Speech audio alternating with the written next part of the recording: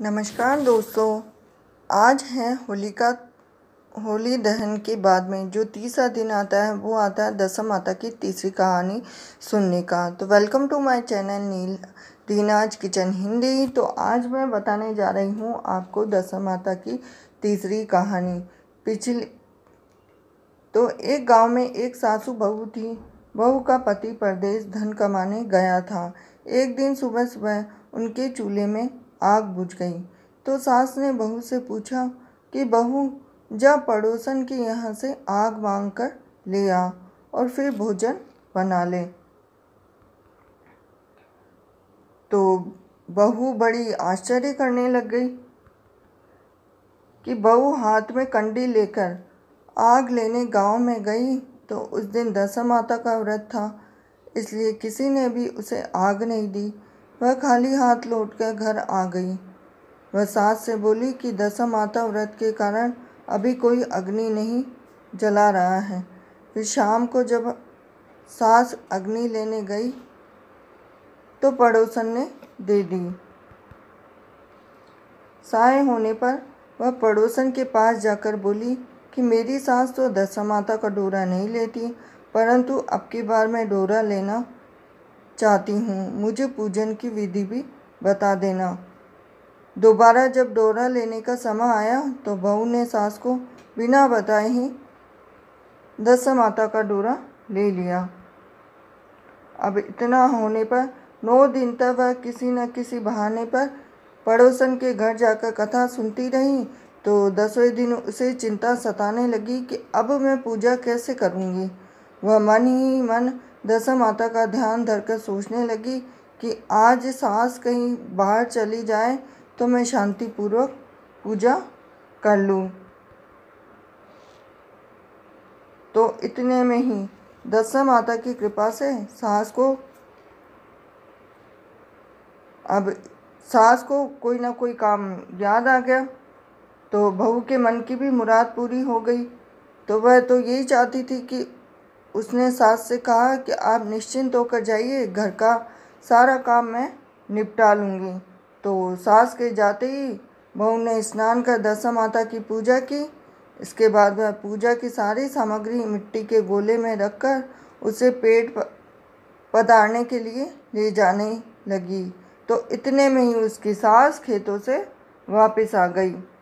तो सास को देखकर उसको तो बड़ा आश्चर्य हुआ। सास के जाते ही वह बहू ने भी बड़ा आश्चर्य किया।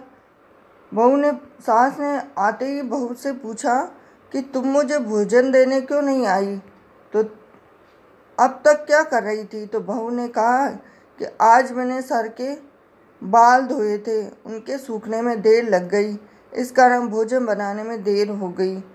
अब आपकी थाली लगाती हूँ, आप नित्य कर्म से निवृत्त हो जाओ, फिर आप भोजन कर लेना। इतनी बात सुनकर सास का गुस्सा कुछ ठंडा हुआ। वह पैर धोकर चौके पर बैठी ही थी कि उसका बेटा भी आ गया। वह भी माता के साथ भोजन करने बैठ गया। तो सास भोजन करके उठना ही चाहती थी कि उसका बेटा बोला कि मुझे तो छाछ चाहिए। तो सास हाथ धोकर छाछ लेने गई, परंतु जैसे ही उसने मटकी वाली बात भूल गई। तो सास जैसे ही खाना बनाने लगी हुई थी तो छाछ वाली मटकी की बात भूल गई। तो बहू बोली, मैं तो रसोई में हूँ, आप ही इन्हें छाछ दे दीजिए। तो सास ने बहू से पूछा कि इस छाछ की मटकी में यह सोने का गोला कहाँ से आया, इसे तुम कहाँ से चुरा कर लाई हो, यहाँ क्यों छिपा कर रखा है। मैं समझ गई, इसी वजह से तुम छाछ देने नहीं आई, इसका भेद मुझे बताओ। तो सास ने बहू को गले लगा लिया। इतनी ही बात पूछने पर बहू बोली कि मुझे कुछ नहीं पता, मेरी दशा माता जाने। मैंने आपको बताए बिना दशा माता का डोरा लिया था और उनकी पूजा की थी। तो आपके आ जाने के कारण मैं डोरे को विसर्जित करने नहीं जा सकी, तो आपके डर से इसे छाछ की मटकी में ही छिपा दिया। तो दशा माता ने इसे सोने का बना दिया। मैं इसमें क्या कर सकती हूँ। तो सास ने बहू को गले लगा लिया और कहा कि अब मैं भी तुम्हारे साथ डोरा लूँगी और विधिवत व्रत और पूजा करूँगी। जय हो दशा माता की। कहानी अधूरी है तो पूरी करना, पूरी है तो इसका मान रखना। आप भी दशा माता की जितनी भी कहानियाँ हैं, पहली से लेकर 10 कहानियाँ ज़रूर सुने, आपकी मनोकामना ज़रूर पूरी होगी। अगर आपको ये वीडियो पसंद आया हो तो वीडियो को लाइक कीजिए, चैनल को सब्सक्राइब कीजिए और बेल आइकन को ज़रूर दबा देना। और आगे भी आपको दशा माता की चौथी कहानी सुनने के लिए भी मिलेगी, तो आप वीडियो पर बने रहें और दशा माता की तीसरी कहानी के बाद में चौथी कहानी को भी सुनिए। तो मिलती हूँ नेक्स्ट वीडियो में। जय हो दशा माता की।